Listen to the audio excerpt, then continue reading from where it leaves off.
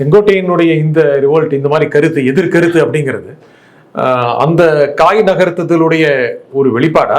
முதல் புள்ளின்னு நினைக்கிறேன். மறைமுகமான புள்ளி தினகரன் கொடுத்த பேட்டி. வெளிப்படையான முதல் புள்ளினா தன் இயல்பை மீறி செங்கோட்டையன் வெளிப்படுத்தி அந்த வார்த்தைகள் தான். ஏன்னா இது ஒரு நிகழ்ச்சியை புறக்கணிக்கிறது, கலந்து முடியாம 2 கல்யாணம் காது குத்துப்பா தவிர்க்க முடியல, வர முடியலன்னு சொல்லிட்டு போறது வேற. ஜெயலலிதா படத்தை ஏன் வைக்கல என்ன விஷயம், அது மட்டும் இல்ல. அதுல என்ன புரிஞ்சிருக்கு தெரியுமா?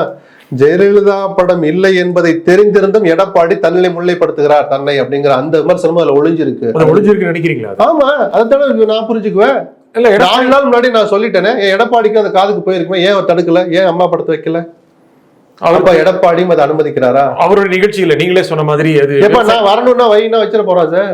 எப்ப இந்த திட்டத்துக்கு நிதி கொடுத்தது அம்மா படத்தை வைங்க பண்ண வைக்க இல்ல நாங்க ஒன்லி உங்களுக்கு தான் பாராட்டு, வேற யாரும் வைக்க மாட்டேன் இன்னும் சொல்லட்டுமா?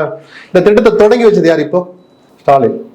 இப்ப முதலமைச்சராக இருக்கிற ஸ்டாலின். அவருக்கு ஒரு பாராட்டுகள் நடந்தா இல்ல இதுல முதல் முறையாக 3.27 கோடி நிதி ஒதுக்கிய ஓபிஎஸ் படத்தை வச்சாதான் நான் வருவேன்னு ஸ்டாலின் சொல்ல போறாரா?